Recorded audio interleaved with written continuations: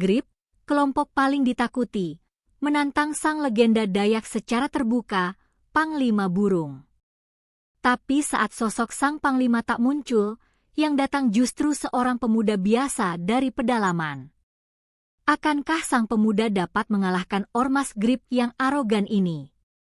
Saksikan kelanjutannya hanya di channel ini.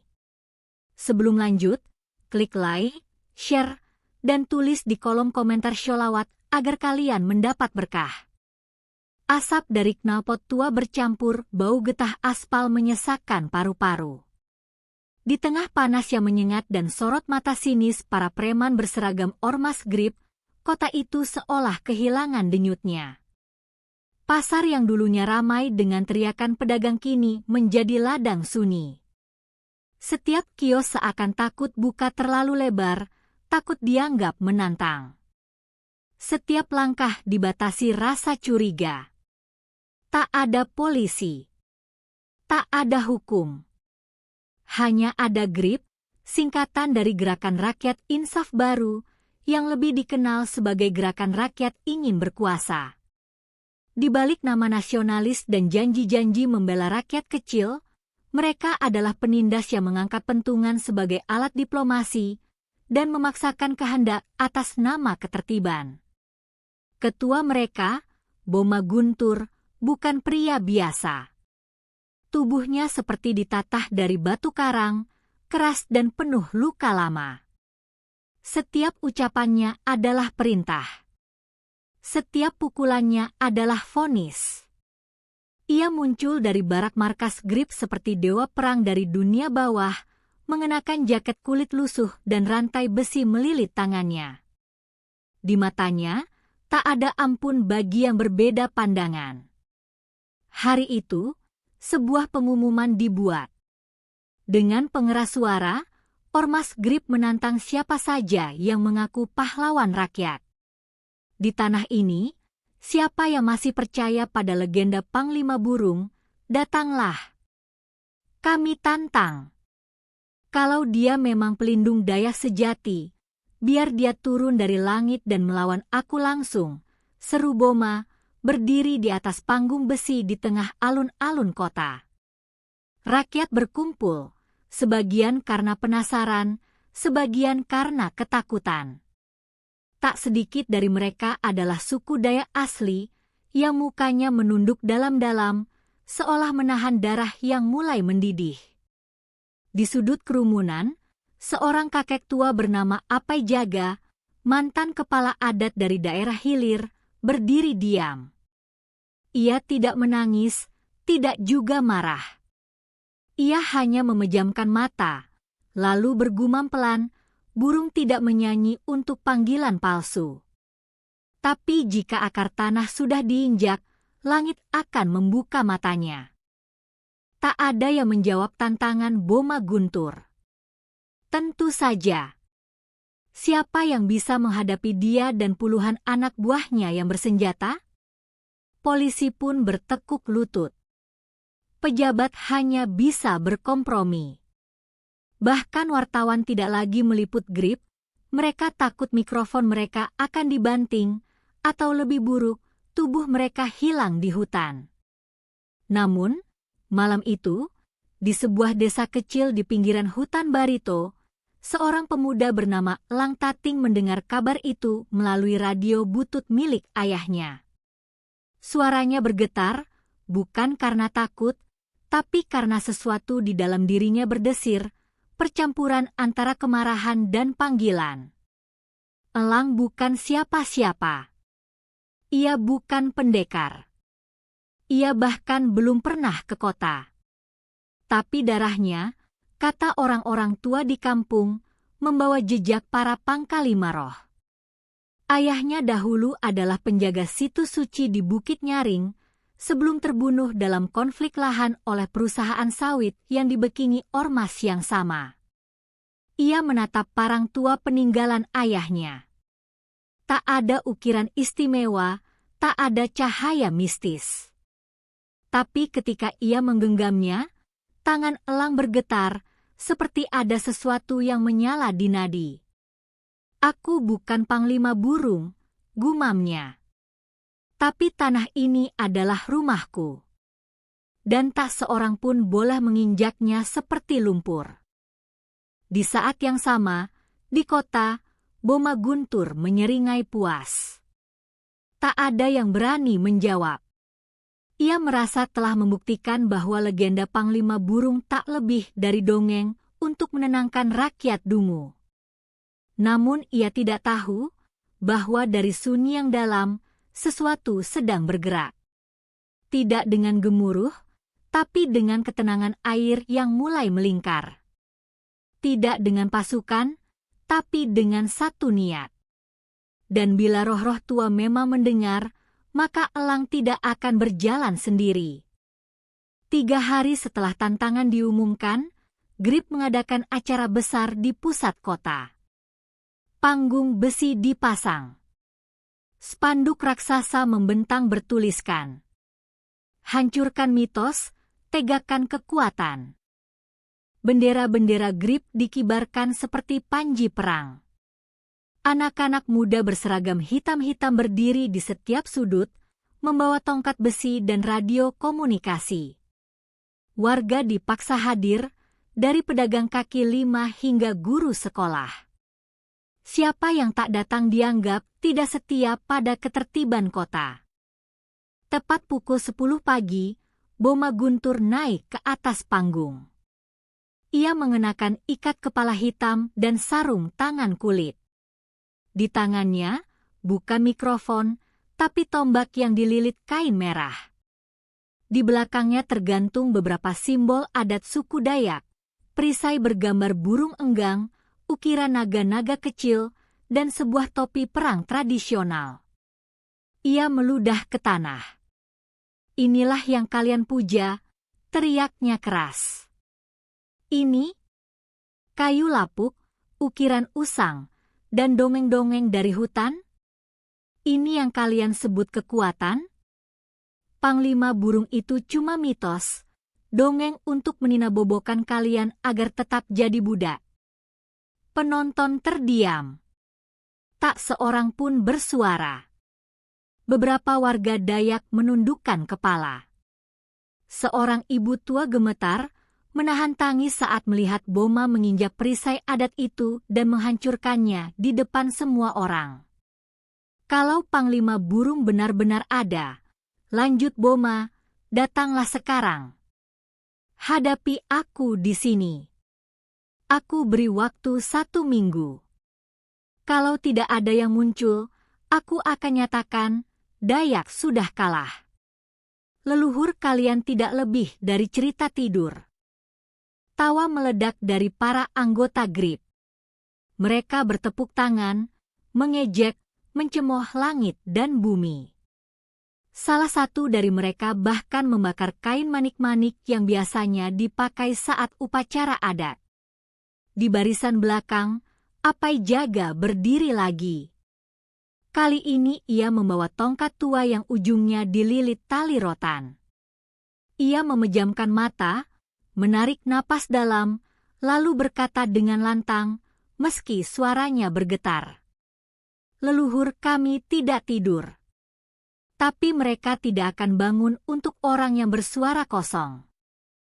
Boma menatap Apai Jaga dengan tajam. Orang tua ini masih hidup rupanya. "Kau ingin membelaku, tua bangka?" Apai Jaga tersenyum tenang. "Tidak. Aku hanya pengingat. Dan pengingat tidak butuh menang. Ia hanya butuh bicara sebelum waktu habis." Boma mendengus, lalu memerintahkan anak buahnya untuk menyeret Apai Jaga keluar dari alun-alun. Tapi saat 2 orang mendekatinya, tangan mereka langsung gemetar, dan tubuh mereka terpental mundur seolah ada dinding tak kasat mata. Beberapa orang menyaksikan itu, dan mulai berbisik takut. Namun Boma tetap mengangkat dagunya. "Kalau begitu, kita tunggu saja. 1 minggu. Kalau tak ada yang datang, semua sisa budaya kalian akan dibersihkan. Kalian tak punya tanah. tak punya roh, tak punya harapan. Sementara itu, di kampung kecil yang diselimuti kabut tipis, Elang mulai bersiap. Ia mengenakan pakaian sederhana, ikat kepala batik tua dan rompi kulit coklat tua dari ayahnya. Parang pusaka telah diasah. Tapi lebih dari senjata, ia membawa sesuatu yang tak bisa dilihat, niat. Ia duduk di depan api kecil, memejamkan mata, lalu menorehkan sejumput abu ke dahinya. Di hadapannya, foto tua ayahnya yang tersenyum samar. Di belakang foto itu, tulisan tangan yang sudah pudar. Kalau bumi ini diinjak, jangan diam. Karena leluhur tidak menitipkan tanah untuk diludahi. Malam itu, suara burung enggang terdengar dari arah hutan. Suara yang tak pernah terdengar di kampungnya selama bertahun-tahun. Orang-orang kampung keluar rumah. Mereka tidak tahu apa yang sedang terjadi, tapi dada mereka bergemuruh. Sebagian menangis. Sebagian berdoa. Sebagian hanya berdiri di bawah bulan, diam-diam menatap langit. Dan di atas bukit kecil, Elang berdiri menghadap arah kota. Ia tidak tahu apakah ia akan kembali. Tapi langkahnya sudah pasti. Bukan karena ia percaya akan menang. Tapi karena diam adalah bentuk kematian paling awal. Fajar menyingsing perlahan di kaki hutan Barito. Kabut menggantung seperti selendang tipis di antara pepohonan. Udara dingin merambat di kulit, namun di dalam dada Elang, sesuatu menghangat, sesuatu yang tak ia mengerti sepenuhnya. Mungkin itu keberanian. Atau ketakutan yang telah berubah bentuk. Ia berdiri di depan rumah panggung sederhana, memandangi kampung yang membesarkannya. Beberapa tetua berdiri di kejauhan, hanya menatap, tak berkata apa-apa. Namun pandangan mereka menyampaikan sesuatu yang lebih kuat dari kata-kata, restu diam. Tak ada pelukan.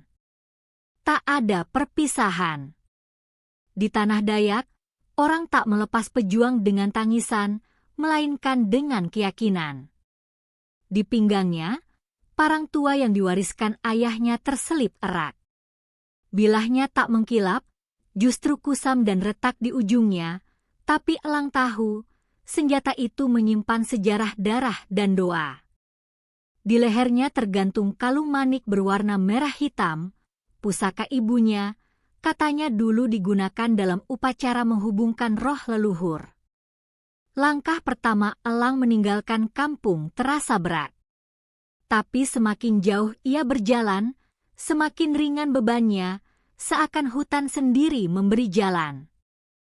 Perjalanan menuju kota tak bisa dilakukan dengan kendaraan. Jalanan telah dijaga oleh preman-preman grip. Maka ia menempuh jalur sunyi, menyusuri sungai kecil, memotong hutan karet, dan menyeberangi bukit-bukit karst yang licin. Dalam diam, ia mulai mengingat kembali ajaran ayahnya, bernapas melalui tanah, membaca arah dari suara burung, dan mengenali tanda bahaya dari daun yang gemetar tak biasa. Malam pertama, ia tidur di bawah pohon kayu ulin tua. Mimpi datang, bukan mimpi biasa. Dalam gelap, sosok laki tinggi berbaju perang Dayak berdiri menatapnya. Wajahnya tak jelas, tapi matanya menyala merah bara. Ia tak bicara, hanya meletakkan tangannya di dada Elang. Saat terbangun, Elang merasa napasnya lebih dalam, jantungnya lebih tenang. Malam kedua, suara gong terdengar dari arah barat, padahal tidak ada perkampungan di sekitar. Ia duduk bersila, dan suara itu terasa seperti panggilan. Bukan ke telinga, tapi ke tulang belakangnya.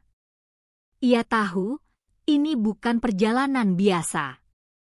Pada malam ketiga, Elang bertemu Apai Jaga yang entah bagaimana sudah menunggunya di tepi sungai. "Kau telah melewati ujian bumi dan langit," kata Apai Jaga perlahan. "Sekarang waktunya kau menerima warisan." Dari dalam bungkusan daun, Apai menyerahkan sesuatu, seutas kalung berisi taring dan bulu burung enggang. "Ini milik Panglima yang pertama," katanya. "Tapi ia tak akan kembali. Sekarang, tugas menjaga tanah ini jatuh pada yang masih hidup." Elang menerima kalung itu, dan saat memakainya, sesuatu bergetar dalam dadanya. Bukan kekuatan, tapi kesadaran, ia tidak lagi milik dirinya sendiri. Perjalanan menuju kota adalah perjalanan sunyi. Tidak ada sambutan, tidak ada lagu. Hanya langkah, napas, dan doa dalam hati. Elang berjalan melewati desa-desa yang tampak sepi. Banyak rumah terkunci. Warung-warung tutup. Di beberapa sudut, tanda peringatan grip dicat merah di dinding, setia atau hilang. Beberapa warga yang melihat elang hanya menunduk, takut terlibat. Tapi seorang anak kecil di salah satu desa mendekatinya dan berbisik, "Kakak, apakah kamu yang dikirim oleh Panglima Burung?" Elang tidak menjawab. Ia hanya tersenyum tipis dan mengangguk pelan. Anak itu tersenyum lega, lalu lari ke dalam rumah sambil berteriak, "Ibu!" Dia datang. Panglima datang dalam tubuh muda. Desas-desus mulai menyebar di desa-desa yang dilaluinya. Seorang pemuda berjalan kaki dari pedalaman, membawa parang pusaka, dan matanya menyala saat malam tiba. Tapi semakin dekat ke kota, semakin terasa tekanan. Grip telah menyebar orang di jalan-jalan utama. Di sebuah perempatan, elang dihadang 3 pria berpakaian hitam. Mereka meminta kartu identitas dan maksud tujuan. Elang hanya berkata pelan, "Aku ingin menjawab tantangan ketuamu." Mereka tertawa, mencemooh, tapi saat elang menyebut namanya, "Aku Elang Tating, anak dari Tuanang Tating," mereka langsung berhenti tertawa. Nama itu masih dikenal oleh generasi lama sebagai penjaga roh bukit, dan keturunan yang mewarisinya tidak pernah dianggap remeh. "Kau akan mati kalau melawan Boma Guntur," salah satu dari mereka memperingatkan. "Mungkin," jawab elang tenang. "Tapi lebih baik mati sebagai penjaga tanah daripada hidup sebagai pemilik ketakutan." Mereka membiarkannya lewat. Entah karena takut, atau karena penasaran, atau karena hati kecil mereka berharap pemuda itu benar-benar datang membawa perubahan. Menjelang malam keempat, elang sampai di kota. Jalan-jalan aspal, bangunan beton, lampu-lampu terang, semuanya tampak asing. Tapi langkahnya tak goyah. Ia berdiri di gerbang alun-alun kota, tempat Grip pertama kali melontarkan tantangan itu. Ia memandang ke langit. Seekor burung enggang melintas, meski tak seharusnya ada di kota. "Aku bukan Panglima Burung," bisiknya. "Tapi aku lahir dari tanah yang sama. Dan hari ini, aku datang bukan untuk menang. Aku datang untuk mengingatkan." Kabar tentang tantangan Grip menyebar lebih cepat dari siaran berita. Video penghinaan terhadap simbol-simbol Dayak beredar di media sosial, dan dalam diam, kemarahan menyala di hati banyak orang, tidak hanya di Kalimantan, tapi hingga luar pulau. Beberapa mengutuknya, beberapa takut, dan beberapa terpanggil.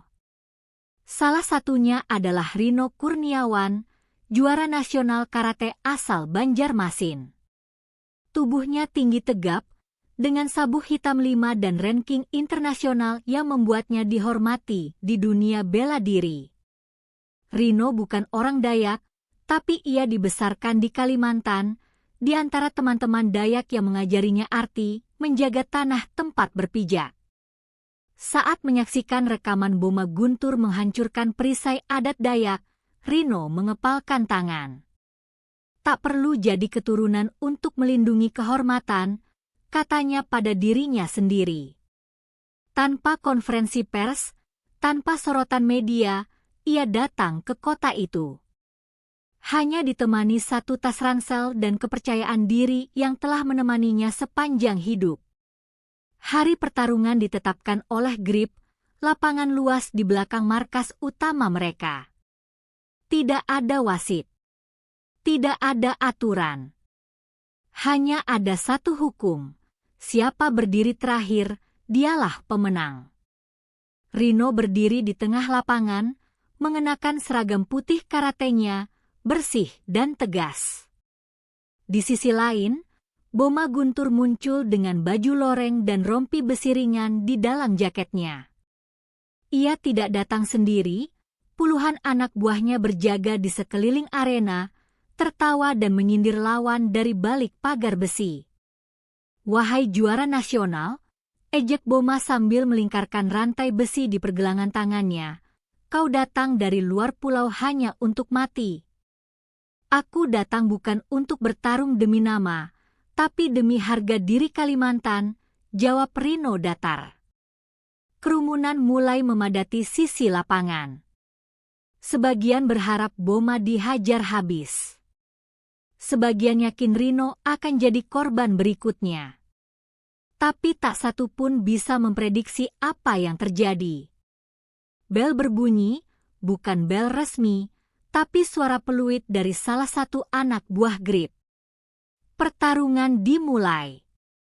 Rino bergerak cepat, seperti air. Pukulan-pukulannya tepat sasaran. Tendangannya menghantam tubuh Boma dengan teknik bersih. Beberapa kali Boma terdorong mundur, terpeleset, bahkan terjatuh. Sorak pun terdengar dari luar pagar, suara yang sudah lama tenggelam dalam ketakutan. Tapi Boma bukan lawan biasa. Ia bukan petarung arena. Ia adalah produk jalanan, ditempa dari luka, dendam, dan kekejaman. Ia membiarkan tubuhnya dihajar untuk memahami pola Rino. Lalu saat momen lengah datang, ia bergerak seperti binatang hutan.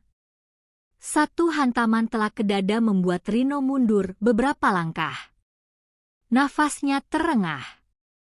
Boma menyeringai. "Kau cepat, tapi tak kenal amarah." Dengan teriakan keras, Boma menyerang tanpa henti. Rino berusaha bertahan, namun pukulan-pukulan itu datang seperti palu godam. Dalam beberapa menit, tubuhnya sudah tersungkur dan darah mulai merembes dari sudut bibirnya. Orang-orang yang semula bersorak kini diam. Boma berdiri di atas tubuh Rino, lalu berkata lantang, "Ini pahlawan kalian? Ini pendekar luar pulau?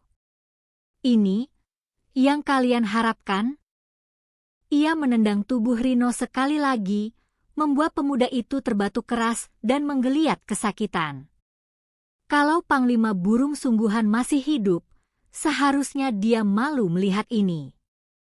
Salah satu anggota Grip mengeluarkan kamera dan merekam semuanya, lalu menyebarkannya ke media sosial. Dalam hitungan jam, dunia melihat bahwa bahkan juara nasional pun tak berdaya melawan kekuasaan Boma Guntur. Namun di balik kegembiraan Grip, ada yang berubah. Kemenangan mereka bukan kemenangan yang membanggakan. Itu adalah kemenangan yang kotor, yang membuat bahkan pendukung mereka mulai ragu. Beberapa warga mulai bertanya, kenapa tidak ada satupun dari mereka yang berani bertarung tanpa keroyokan? Kenapa semua lawan disambut dengan olok-olok, bukan hormat? Dan di balik dinding-dinding rumah tua di kota itu, nama Elang Tating mulai disebut-sebut.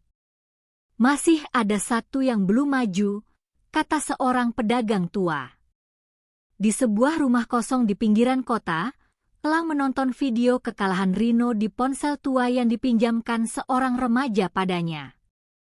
Ia mengangguk pelan, bukan karena takut, tapi karena tahu, Boma bukan hanya kuat, tapi juga kejam.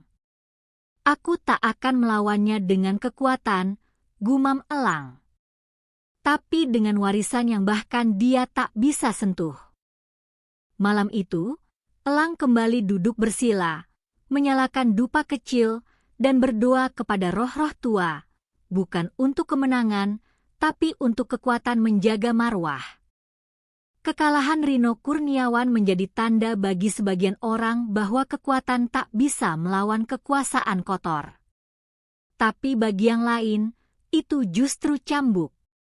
Ketika pendekar dari luar Kalimantan dipermalukan, mata mulai tertuju ke dalam, ke hutan, ke gunung, ke akar. Dan dari salah satu puncak sunyi di Pegunungan Meratus, seorang pria turun membawa angin berbeda. Namanya Tian Lai, murid terakhir dari perguruan cahaya wangi hutan, aliran kuno kungfu yang tak pernah dipertontonkan di publik. Ia berdarah Tionghoa Dayak, hidup sederhana sebagai petani dan guru silat di desa kecil. Tapi bagi yang mengenalnya, Tian bukan sekadar pendekar. Ia adalah penjaga keseimbangan, orang yang hanya turun gunung bila batas dilanggar. Saat ia mendengar bahwa simbol-simbol adat Dayak dihina, bahwa tokoh adat diseret dari panggung, dan pendekar dari luar pulau dipermalukan seperti binatang, ia diam beberapa malam. Bertapa. Bermeditasi. Lalu suatu pagi, ia membuka matanya dan berkata pelan, "Roh hutan sudah resah. Kalau tak ada yang menjawab, bencana tak akan pilih tempat." Tian Lai tiba di kota dengan pakaian lusuh, membawa tongkat kayu dan kantong berisi buku tua. Tak ada kamera. Tak ada pengikut. Ia langsung menuju markas Grip, di mana Boma Guntur baru saja mengadakan latihan bersama anak buahnya. "Siapa kau?" tanya salah satu anggota Grip. "Aku bukan siapa-siapa," jawab Tian dengan tenang. "Tapi aku datang untuk menantang pemimpimu. Bukan untuk marah, tapi untuk mengingatkan." Mereka tertawa. Seseorang memotret wajahnya dan mengirim ke grup internal. Dalam 5 menit, perintah keluar, terima tantangan itu. Hancurkan dia seperti yang lainnya. Mereka butuh pembuktian bahwa pendekar-pendekar akar rumput pun bisa dilumat. 2 hari kemudian, pertarungan diadakan. Kali ini di halaman kantor pemerintahan yang sudah lama dikuasai Grip. Warga berdatangan diam-diam. Beberapa menonton dari atap rumah, beberapa dari balik truk dan becak. Tidak ada sorakan. Hanya mata-mata yang menyimpan harapan dan kecemasan. Tian Lai berdiri dengan kepala tertunduk, satu tangan memegang tongkat, tangan lainnya di balik punggung. Boma datang dengan jaket kulit dan sarung tangan logam. "Kau pendekar," ejek Boma. "Kau bahkan tak membawa senjata." "Saya bawa," jawab Tian pelan. "Tapi tidak untuk membunuh. Saya hanya ingin menunjukkan bahwa jalan yang kalian pilih sudah terlalu jauh dari kehormatan." Boma tak menunggu. Ia langsung menyerang dengan tinju menyilang, cepat dan kuat. Tapi Tian menghindar seperti daun jatuh. Gerakannya lambat, bahkan lembut, tapi selalu tepat. Setiap serangan Boma berakhir sia-sia. Tangan Boma mengayun kosong, kakinya menghantam udara. Wajahnya mulai memerah. Kemarahan menguasai pikirannya. Ia mulai mengeluarkan teriakan-teriakan kasar. Tian hanya melangkah ke kiri dan kanan, tak lebih. Lalu pada satu titik, ia menyentuh dada Boma dengan ujung tongkat, pelan, seperti menyentuh kaca. Tapi Boma langsung terdorong ke belakang sejauh 3 langkah. Sorak tertahan terdengar dari penonton. "Apa itu barusan?" bisik seseorang. Boma bangkit, makin marah. Ia mencabut rantai besi dan mulai melempar ke arah Tian. Tongkat kayu milik Tian memutar cepat, menangkis semua serangan, bahkan mematahkan ujung rantai. Penonton mulai menggigit bibir. Ini bukan pertarungan kekuatan. Ini adalah pertarungan tenaga dalam. Dan Boma tampak kalah. Namun, saat pertarungan hampir berakhir, Boma melakukan hal di luar dugaan. Dengan isyarat kecil, seseorang dari kerumunan melemparkan batu besar ke arah kepala Tian. Pendekar tua itu sempat menangkis, tapi lengah sesaat. Saat itu, Boma memukulnya keras di dada, dan Tian tumbang. Ia tidak pingsan. Ia tidak mati.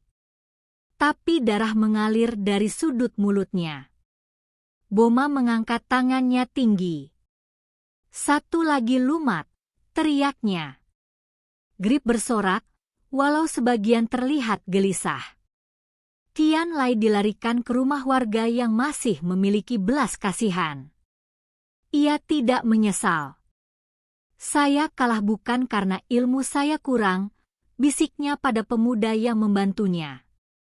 "Tapi karena kehormatan saya menolak membalas curang." Sebelum tertidur karena luka dalam, ia berkata, "Masih ada satu lagi yang akan datang. Dia tidak seperti saya. Dia lahir bukan dari ilmu, tapi dari tanah itu sendiri." Dan benar. Di kejauhan, dari dalam bayang-bayang kota, Lang Tating menyaksikan semuanya. Ia tidak mundur. Ia tidak gentar. Tapi hari itu, ia belajar satu hal penting. Kemenangan sejati tidak bisa dicapai dengan hanya niat baik, tapi juga dengan kesabaran, penguasaan diri, dan restu leluhur. Sore itu, langit kota mendung. Awan bergulung perlahan seakan menahan hujan agar tidak jatuh terlalu cepat. Suasana kota lebih sepi dari biasanya. Di pojok-pojok pasar, hanya terdengar bisik-bisik tentang pemuda asing yang tinggal sementara di rumah seorang penjahit tua di tepi kota. Tentang wajahnya yang tenang. Tentang sorot matanya yang tajam seperti tatapan burung enggang dari balik kabut. Lang Tating tahu waktunya telah tiba. Ia mengenakan rompi kulit tua dan mengikat kain merah hitam di kepalanya, bukan sebagai gaya, tapi sebagai lambang ikrar. Parang ayahnya diselipkan di punggung, tak tampak mencolok. Kalung taring dan bulu enggang yang diberikan Apai Jaga tergantung di dadanya. Langkahnya tenang, tetapi tanah seperti berdetak setiap kali ia menapakkan kaki. Markas grip dijaga lebih ketat dari biasanya. Anak-anak muda berpakaian hitam berdiri tegak dengan radio komunikasi, menatap curiga ke arah siapapun yang mendekat. Elang berjalan langsung ke gerbang depan. "Saya ingin bertemu dengan ketua kalian," katanya pelan. Dua penjaga mengangkat alis. Salah satu dari mereka menahan tawa. "Ngapain, Dek? Cari lowongan jadi tukang pukul?" "Bukan," jawab Elang. "Saya datang untuk menjawab tantangannya." Tawa mereka pecah, keras dan kasar. "Elu? Mau lawan Boma Guntur? Elu pikir elu siapa?" Elang mengangkat dagu. "Saya Elang, anak dari Tuanang Tating." Tawa langsung padam. Nama itu, meski telah bertahun-tahun tenggelam, masih hidup dalam memori tua Kalimantan. Penjaga itu menatap Elang dengan mata membelalak, lalu segera bicara lewat radio. Tak lama, Elang dibawa masuk ke aula utama. Boma Guntur duduk di atas kursi besi dengan kaki terbuka lebar. Ia mengunyah sirih, wajahnya penuh keangkuhan. Beberapa pentolan grip duduk di sampingnya, mengenakan jaket hitam dengan lambang ormas. Elang berdiri tanpa gentar. "Jadi kau yang datang menggantikan roh leluhur kalian?" tanya Boma dengan nada menghina. "Tidak," jawab elang. "Saya datang bukan sebagai pengganti siapapun. Saya hanya menolak tanah saya diinjak oleh orang yang tak tahu malu." Beberapa anggota grip mulai berdiri, hendak menghampiri elang. Tapi Boma mengangkat tangan, menahan mereka. "Menarik," katanya. "Baiklah. 3 hari dari sekarang, di alun-alun kota. 1 lawan 1. Tanpa senjata. Kalau kau kalah, kau lenyap dari muka bumi. Kalau menang, ya, coba saja." Elang mengangguk. "Saya tidak datang untuk menang," ujarnya. "Saya datang untuk mengakhiri." Dan ia pun pergi, meninggalkan ruangan yang tiba-tiba terasa dingin. Malam itu, kota kembali bergemuruh. Kabar tentang pemuda Dayak yang menantang grip mulai menyebar di warung kopi, di grup WhatsApp warga, di komentar Facebook, dan dari mulut ke mulut. Ada harapan baru, kecil, samar, tapi cukup untuk membuat orang menyalakan kembali dupa di rumah mereka dan memanggil roh-roh penjaga. 3 hari berlalu seperti gerimis yang tak pernah berhenti, pelan tapi menghanyutkan. Warga mulai berdatangan ke alun-alun sejak pagi, meski pertarungan dijadwalkan sore. Tak ada poster. Tak ada panggung. Hanya lingkaran pasir kasar di tengah lapangan, dikelilingi warga yang diam. Boma Guntur datang dengan penuh gaya. Jaket kulit, sarung tangan baja, dan sorot mata penuh arogansi. Ia berjalan seperti raja, diiringi 2 mobil double kabin dan puluhan pengawal. 15 menit kemudian, elang muncul. Sendiri.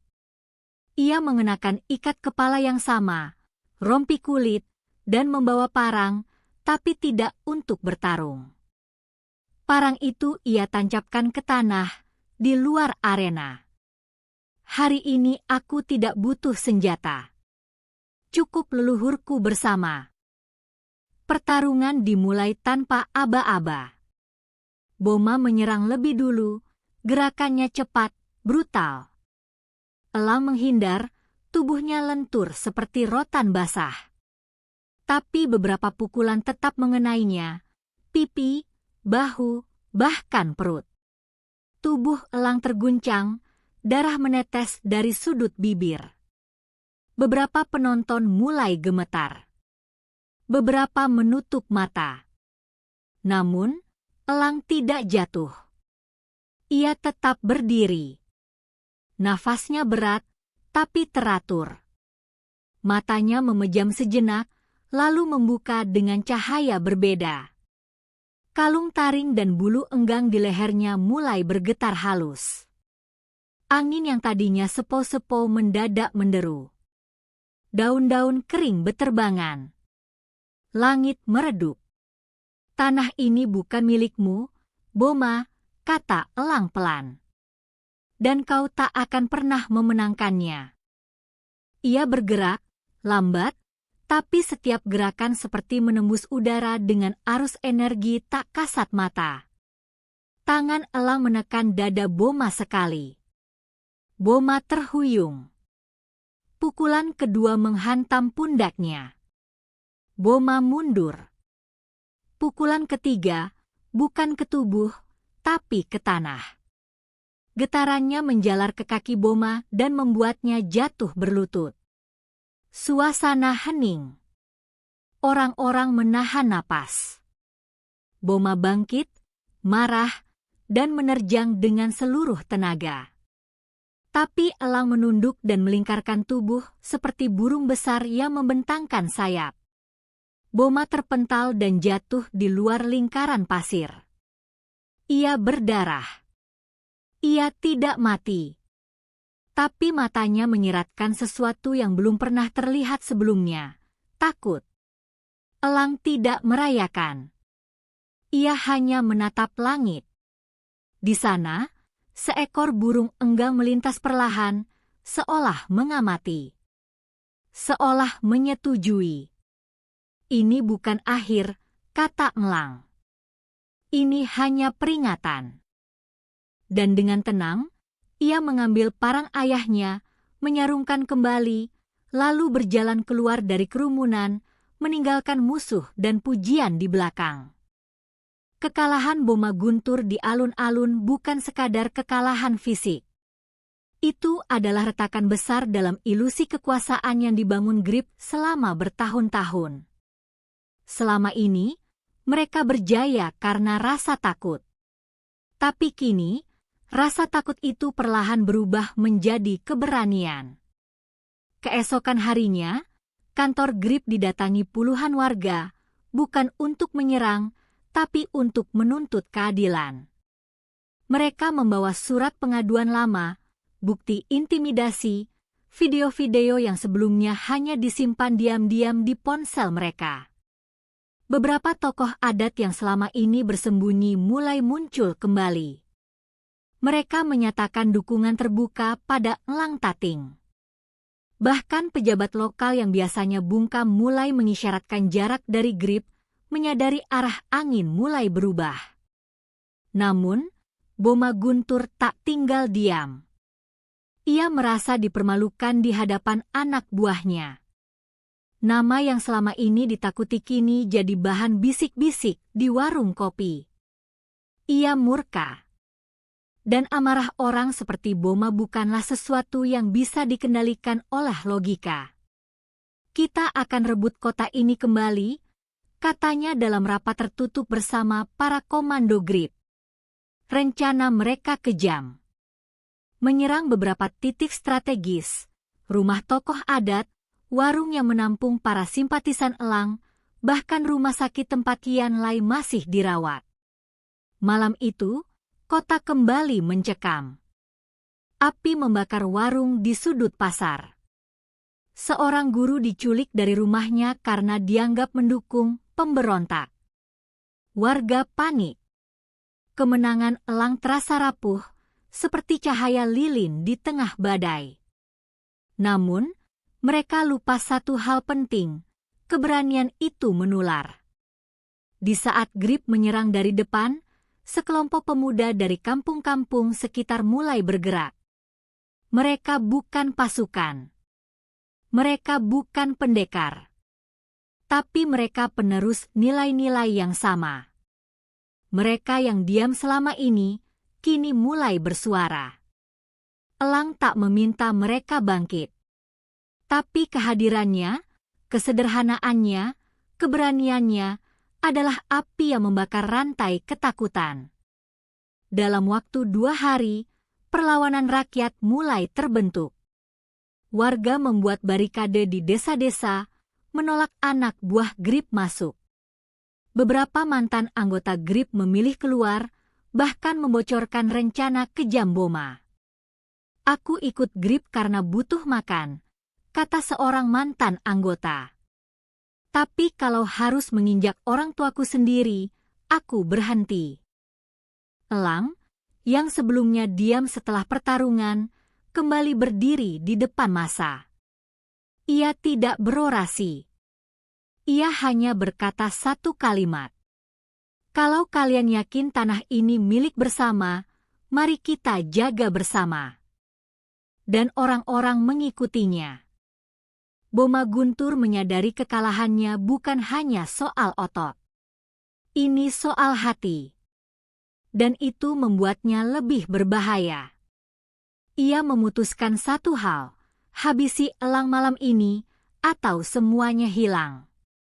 Dengan 5 anak buah terbaiknya, ia melacak tempat elang bersembunyi, sebuah rumah tua milik penjahit di pinggir kota.